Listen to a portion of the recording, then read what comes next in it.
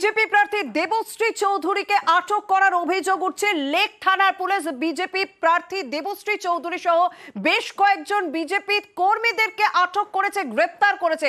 এই মুহূর্তে সেই খবরই রয়েছে, ভুয়ো মামলায় গ্রেপ্তারের অভিযোগ। প্রতিবাদে ঢাকুরিয়া ব্রিজে অবস্থান, কর্মীরা মুক্ত না হওয়া পর্যন্ত আন্দোলনের হুঁশিয়ারি। ভুয়ো মামলায় বিজেপি কর্মীদের গ্রেপ্তার করা হয়েছে, সেই কারণে আজ অবস্থান বিক্ষোভে বসেন দেবশ্রী চৌধুরী। বিজেপি প্রার্থী দেবশ্রী চৌধুরী কলকাতা দক্ষিণের, তারপর তাকেও আটক করা হয়।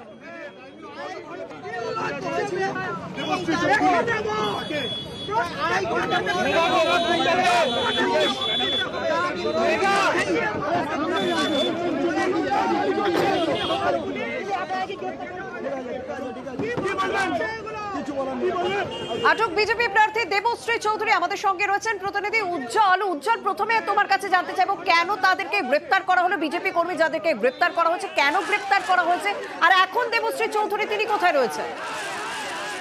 দেখো, একটা বিষয় দীর্ঘ সময় ধরে চলছে যে ভুয়ো মামলা এবং ভুয়ো মামলাতে গ্রেপ্তার করা হয়েছিল কয়েকজন বিজেপি কর্মীকে, এবং এটাই কিন্তু অভিযোগ বিজেপির তরফ থেকে বারবার করে বলা হচ্ছিল, এবং তারই প্রতিবাদে রাস্তায় নামেন প্রার্থী, এবং তিনি বলেছিলেন যে যতক্ষণ না পর্যন্ত তার কর্মীদেরকে মুক্ত। উজ্জ্বল, তুমি আমাদের সঙ্গে থাকো। দেবশ্রী চৌধুরী তিনি কি বলছেন একবার শুনবো।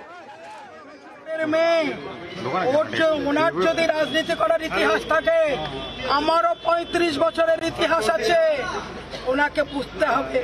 যদি একই পথে যান তাহলে সিপিএম এর মতন একই দুর্ভাগ্য ওনার ঘনিয়ে আসছে।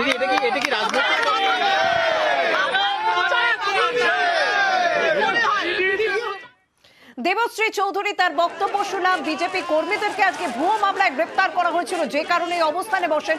উজ্জ্বল, তাহলে কি দেবশ্রী চৌধুরীকে ছাড়া হয়েছে এখনো পর্যন্ত লেক থানা পুলিশের পক্ষ থেকে? দেখো, প্রথমত একটা বিষয় যে দেবশ্রী চৌধুরীকে পুলিশ ধরার ক্ষেত্রে বলেছিলেন যে তিনি ইচ্ছে করে চলে যেতে পারেন।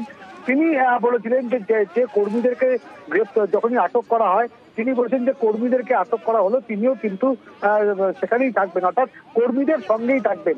একদিকে কর্মীরা যারা আগে গ্রেপ্তার হয়েছিলেন তাদেরকে ছাড়ার দাবি, এবং একই সঙ্গে যে কর্মীরা তাদের সঙ্গে থেকে আটক করা ছিল তার সঙ্গে তিনি রয়েছেন। অর্থাৎ এখনো পর্যন্ত যে লেক থানায় তিনি রয়েছেন, এবং তার যে দাবি, সেই দাবিতে তিনি অনড় রয়েছেন, এবং তার একটাই বক্তব্য, যতক্ষণ না পর্যন্ত তার যে কর্মীরা রয়েছেন, বিজেপির যে কর্মীরা, তাদেরকে ছাড়া হবে, ততক্ষণ পর্যন্ত তাদের যে বিক্ষোভ কর্মসূচি তারা চালিয়ে যাবেন। আমরা দেখে নিচ্ছি যে প্রায় আড়াই ঘন্টা ধরে ঢাকুরিয়া ব্রিজে অবস্থান করেছিলেন তিনি, এবং সেই জন্য কিন্তু বেশ কয়েকটি রাস্তা বন্ধ করে দেওয়া হয়, কারণ প্রচন্ড যানজট হচ্ছিল বলে মূলত গড়িয়াহাট এবং ঢাকুরিয়ায় দুটো রাস্তা বন্ধ করে দেওয়া হয়, এবং তারপরে পুলিশের তরফ থেকে তাকে অনেকবার বলা হয় সেখান থেকে অবস্থান বিক্ষোভ প্রদর্শন করার জন্য, কিন্তু তিনি তার দাবিতে অনড় থাকেন, এবং শেষ পর্যন্ত যখন যে কর্মীরা ওখানে অবস্থান করেছেন পুলিশ তাদেরকে করলেন, এবং তাদের সঙ্গে কিন্তু প্রার্থী তিনিও কিন্তু উঠে যান। এবং একটা বিষয়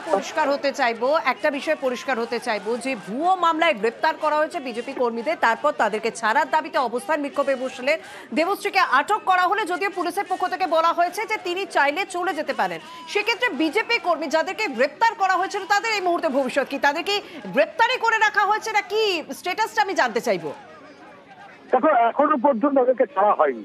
যে অ্যারেস্ট মেমো, সেই অ্যারেস্ট মেমো লিখতে চাওয়া হয়েছে, এবং পরবর্তী সময় বলা হচ্ছে যে আগামীকাল কোর্টে গিয়ে জামিন তারা পেয়ে যাবেন, এবং সেই অ্যারেস্ট মেমো তাদেরকে দেখানোর দাবি হয়েছিল।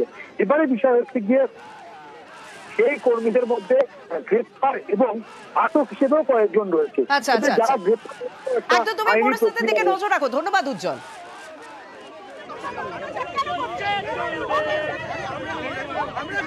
बीजेपी जिंदाबाद।